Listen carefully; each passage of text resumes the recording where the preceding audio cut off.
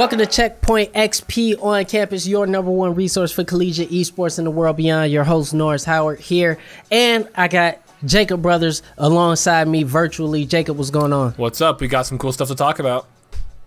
That's right. So one of the big things that we have to talk about is the Southern Esports Invitational. Now, this is something that's completely on its own. It's not attached to any sort of larger esports organization. This is not going through Face It or, a World Gaming or Collegiate Star League like that or anything like that. It is its own thing, and it's an Olympic style sort of competition. It's really interesting. Yeah. 5 different esports with a ton of schools down south. So, Jacob, talk to us a little bit about the Southern Esports Invitational and what we can expect.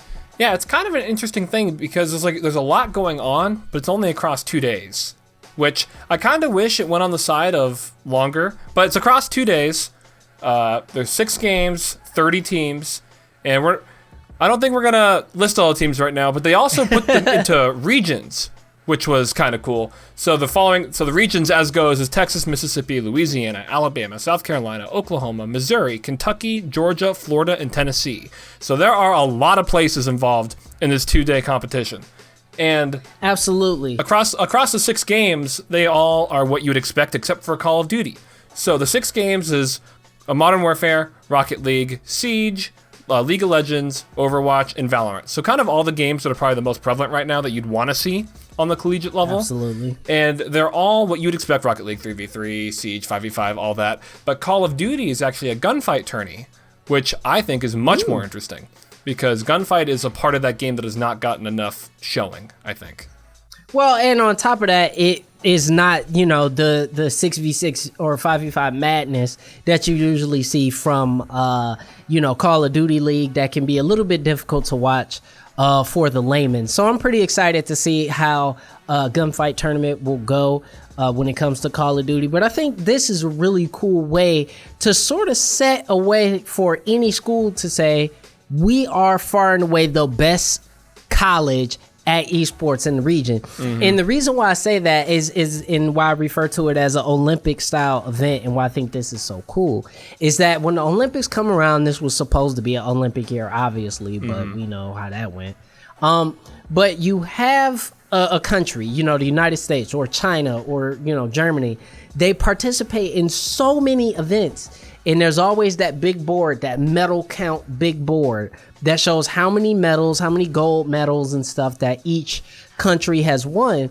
And I think, for the school to look at these 5 events and say, let's say, I don't know, Missouri, which is a team that's involved very heavily in this competition. If they win 3 out of these 5 events, I mean, they got a pretty strong claim of saying, hey, we're just the out and out best esports school in the South. So I think this is super cool, man. Yeah, I think this, if we got this in a prolonged form per conference, would be the best we could get collegiate esports to possibly be. I think when we get to a point where these schools are this size of say it's like a region, because there's 30 teams here. That's a lot of teams to be competing against one another. And then as you said, where it's like the Olympic style. I think when we have that then further organized into conferences is when we're really off to the races. And I am really curious how they're going to show this. I don't know if it's only on their Discord, or it's not Discord, their Twitch.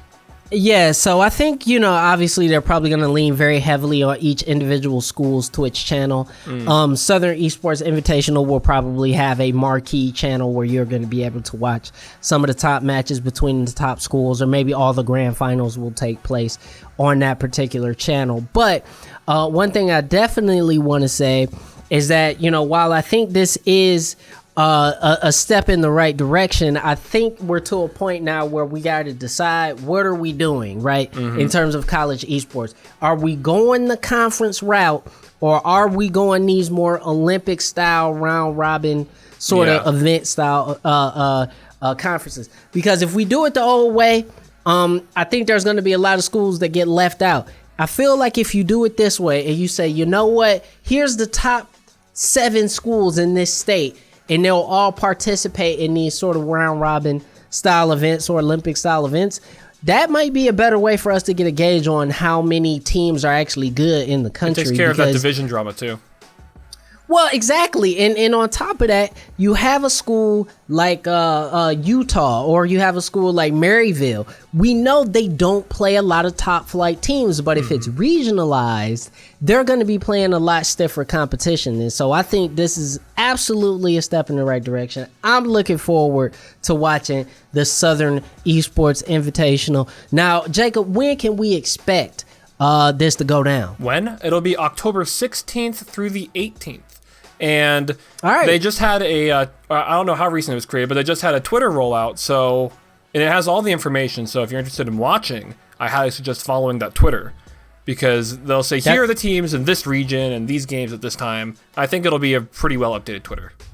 That's right. And you can find that Twitter at SE Invitational _. So capital S, capital E, Invitational with a capital I, and _invitational. That's or invitational _. So that's how you're going to find out all the information for the Southern Esports Invitational, the top schools in the South duking it out.